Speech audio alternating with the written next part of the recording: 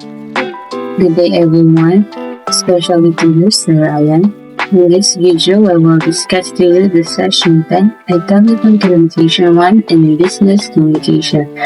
First of all, my name is Benzo Cabalita from BSIT to A1.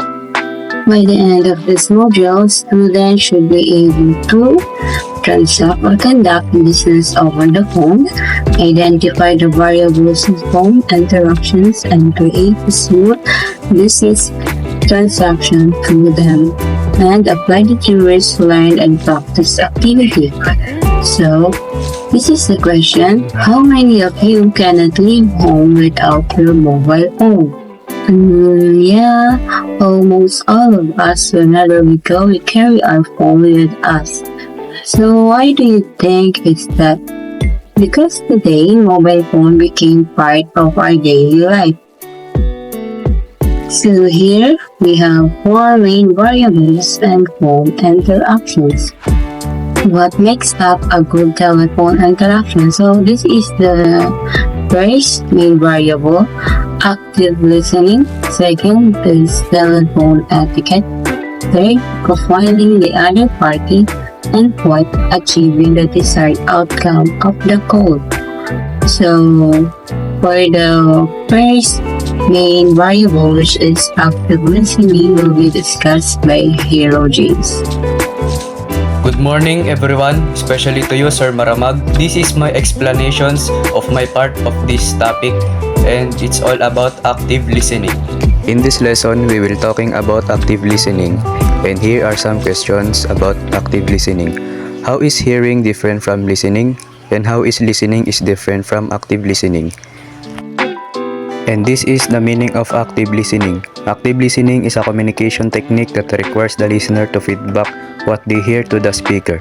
Additionally, active listening is a communication technique where the listener fully concentrates, understands, responds, and remembers what is being said. And here are two examples of active listening: paraphrasing what they have heard, probing by asking clarifying questions. Paraphrasing, restating in your own words the message you thought the speaker had just sent without adding anything new. Additionally, it shows that you are engaged and provides an opportunity for the speaker to clarify any misunderstandings. For example, the boss said, "Hey, remember I told you I need you on Saturday? Can you do that favor for me 2 weeks in a row?" And to the boss, "So you need me both this Saturday and next Saturday?" In this paraphrasing example, the employee is restating the boss' request for clarification. The boss initially asks if the employee can work 2 consecutive Saturdays, but the message is a bit unclear. The employee paraphrases the boss' question to ensure understanding, confirming if they are being asked to work both the upcoming Saturday and the following one. This helps avoid any miscommunication. The next one is probing. Probing is asking relevant and effective questions to find answers to a problem. Additionally, it demonstrates interest and encourages the speaker to elaborate on their thoughts or feelings. What probing questions would you ask a caller who says, number 1, his computer isn't working, number 2, his new washing machine is busted, and number 3, he was charged twice on his credit card from his last purchase? And here are some possible questions for you to ask to the caller. For the number 1, did anything unusual happen before it stopped working, like a power surge or system update? For the number 2, can you describe what's wrong with the machine? Is it not starting, making unusual noises, or leaking? And last, for the number 3, have you already contacted the merchant, or have you noticed any refunds or pending transactions? These questions help gather more specific details for better problem solving. To continue this lesson will be discussed by Carmina Gamalog. 2 ways of asking probing questions. Number 1, close-ended question, answerable by yes or no. Number 2, open-ended question, need elaboration or use to gather additional information, or usually start with how, why, and what. The second main variable is telephone etiquette. For the basic telephone etiquettes will be discussed by Mark Arthur T. Guzman. Good morning everyone, especially to you Sir Maramag. This is my explanation of my part of this topic is all about basic telephone etiquettes. Basic telephone etiquette. Number 1. Speak clearly. Number 2. Address the caller properly by his title and last name. Number 3. Do not use slang words or poor language. Number 4. Remember the 3-second rule. Number 5. Use verbal nods to avoid dead air. Number 6. Identify yourself properly by providing your name, company name, and contact telephone number. Number 7. Use your normal tone of voice when answering a call. Number 8. Do not eat or drink while you are on telephone duty. Number 9. Be patient and helpful. For the third main variables is profiling the other party. What makes up a good telephone interaction? Number 1. Clear communication. Speak clearly and listen actively to ensure understanding.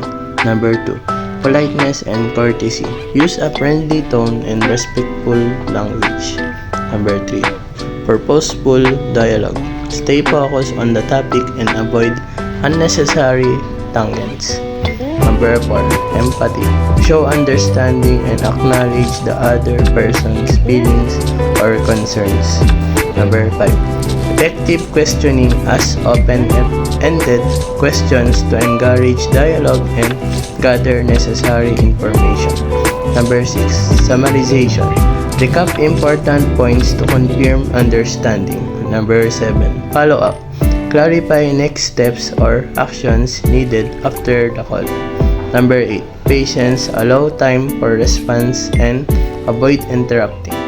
Acknowledgement is the ultimate need of all callers. They are calling about a concern or issue because it bothers them. Different forms of acknowledgement. Paraphrasing. Paraphrasing is the process of rewording or restating text or speech while preserving the original meaning. Empathy. Empathy involves understanding and sharing the feelings of another person. Sincere apology. A sincere apology is a genuine expression of regret for a mistake or harm caused. The discussion will continue and discussed by Cherry Ann Ramos. My name is Cherry Ann Ramos and I will discuss 3 general types of callers. Number 1. Happy or cooperative. Number 2. Frustrated or disappointed. Number 2. Irate. Match it. Sincere apology is match it, irate. Paraphrasing is match it, happy, cooperative. Empathy is match is frustrated or disappointed. There are 3 major types of callers. The happy cooperative callers.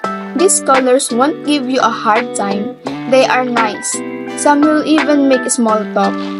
Frustrated or disappointed. These callers try to be nice to you but would express their dissatisfaction or disappointment or frustration. Their focus is to get their concern or issue resolved. Irate. These callers are focused on their emotion and will oftentimes find it hard to hear what you are saying. They are expressive of their angry and often don't watch the words they say. Some even resort to cussing or swearing. Profile. Happy or cooperative. Acknowledgement. Paraphrase the issue and concern. Frustrated, disappointed. Emphasize. Irate. Sincerely apologize. Strong assurance statement. The text online a set of communication strategies to enhance communication and foster positive relationship. It suggests a happy or cooperative attitude, frustration or disappointed, angry or annoyance, a marriage program, acknowledgement, paraphrasing, empathy, and sincere apology. Strategies help clarify understanding, validate perspective, and provide reassurance and challenging situation.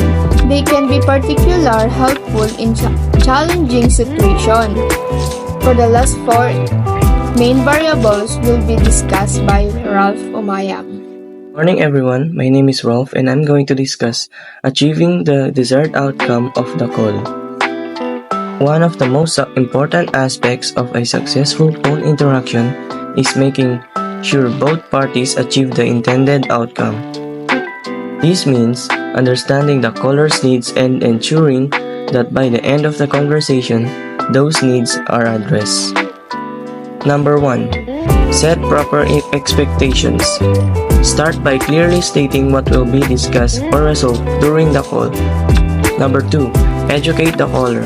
Provide the necessary information the caller needs to make informed decisions. Number 3. Avoid jargon. Use simple, clear language to prevent confusion. Number 4. Ensure both are on the same page. Check that both of you and the caller agree on the next steps. Number 5. Verify the fix. Before ending, confirm that the issues has been resolved or that the caller knows what to expect next. Thank you, and that is our presentation for Group 5.